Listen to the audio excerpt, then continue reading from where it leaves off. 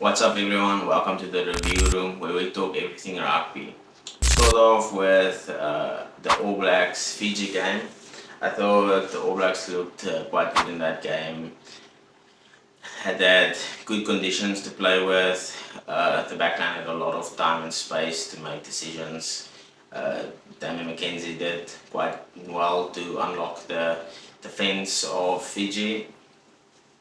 I thought Fiji's downfall was that they gave the All Blacks too much space and time to make decisions, and that resulted into a lot of line breaks and a lot of tries scored by the All Blacks. I thought Fiji that wasn't as resilient and as physical as they usually are. They also looked a bit flat-footed on the attack, even with the likes of a Semi Radradra. They couldn't really dominate the All Blacks defense. Uh, and Yeah, they scored one beautiful try, but that was about it. And the All Blacks looked good against a team that didn't really show up on the day, and they got the victory. Thought players, the debutant players, did quite well. They fitted in perfectly. I thought.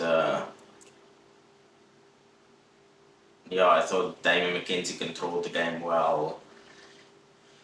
Um, they did what they had to do to get the victory. However, I don't think the All Blacks are there where they want to be, where they were as dominant as they usually were in the past against teams like Fiji. The scoreboard wasn't as big. I mean, they only scored 7 tries, where I thought they would score more. But yeah, it's still a relatively new team, new coaching system, still getting used to the playing style that Razor wants them to play. But I think they are in a good place at the moment. And then moving on to the Australia Georgia game. Not the best performance by Australia. Thought Georgia did quite well. The Wallabies defense probably let them down, and I thought Georgia did good when they turned defense into attack. And they scored two beautiful tries from out of nowhere. And I think the Wallabies have a lot of things to work on. Not all in all too much to say about that game, but I think Georgia's physicality surprised the Wallabies a bit. I think Georgia did good to score a beautiful try, and then that lack of depth and experience uh, wasn't in their favor, and then the Wallabies will come back and score again. And at the end of the day, the Wallabies had a bit more in the tank to finish the game.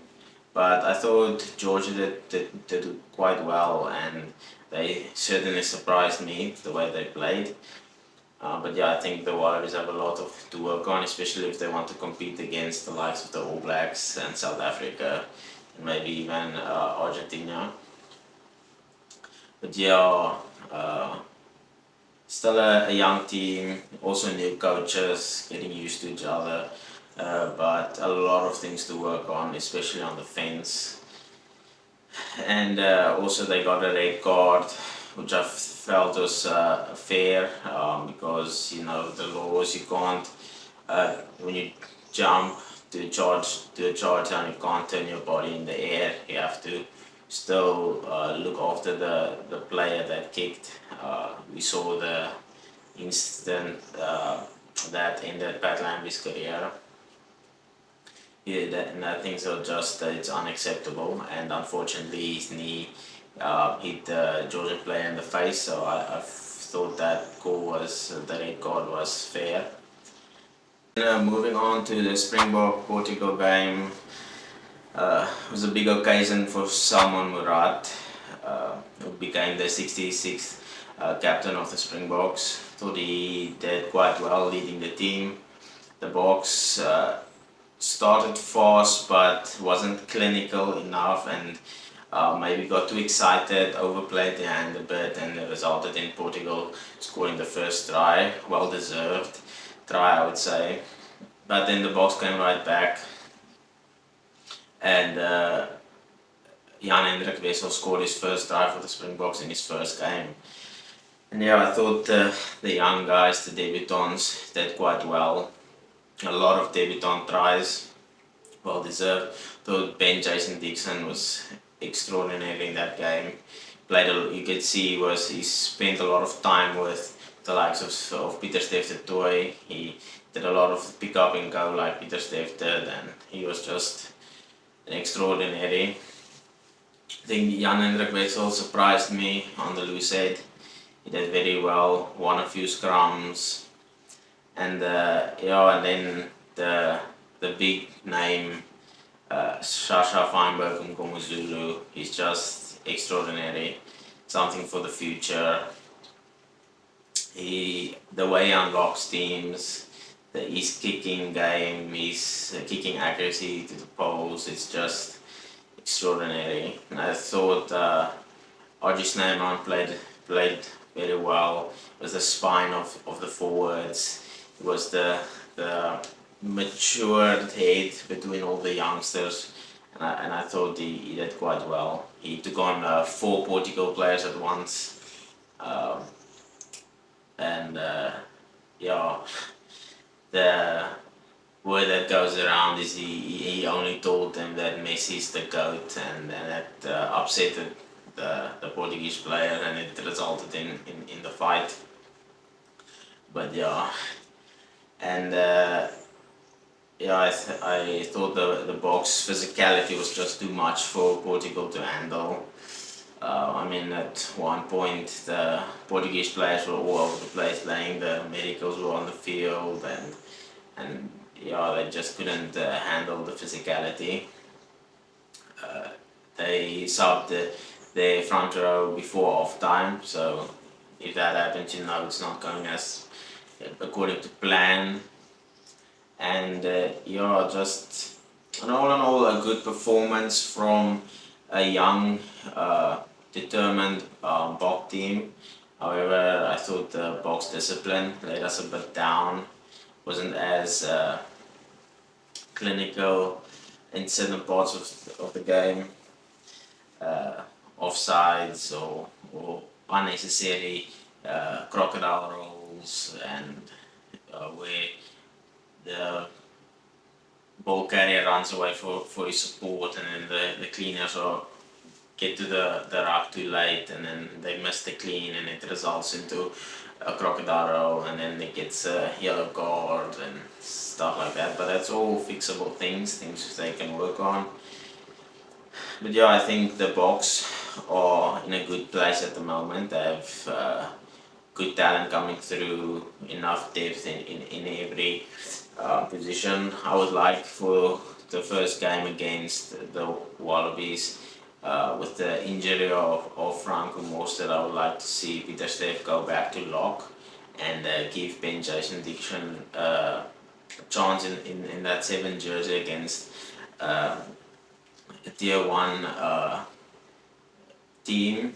See how he goes about doing his thing. And I think Pepsi also did quite well. You can also see he spent a lot of time with Sia, played a lot like Sia, and also scored a very nice try. And just all in all, a good performance by a 14-man Springbok team. Unfortunately, Esterhuizen got a red card in the 2nd minute, which I also thought was a bit harsh, because the initial contact goes to the shoulder and the body, and then the head, due to whiplash, makes contact, and it results in the Portuguese player getting knocked out. So I think it was a bit harsh, because don't know if you can remember, when the Bulls played Leinster in Ireland in the beginning of the year. It was a similar hit, I think, with more force on Curtly Arendse, uh, but nothing happened. I think it was a yellow card, and yeah. So again, a lot of inconsistencies with the refs and the TMOs. So I'd just like them to sort that out, because in big games, if this was the third test against Ireland, you don't want to play the rest of the game with 14 players, or at least make all the games with a 20-minute red card, because the Australian game was a 20-minute red card, but the South African game was just a normal, if red card, 14 players the rest of the game. So I also don't know why that is, why certain games gets tested, certain games it doesn't. Yeah, but I think Holly Davidson did a pretty decent job in her first big test. There's a few times I thought she lost a bit of control over the game, where the players went a bit crazy, but all in all, a decent performance for a first international game. And I think that that is it. Please like, subscribe if you enjoyed this video. Also let me know which type of videos you would like to see more of. Also let me know on Instagram, and yeah, I will see you in the next one.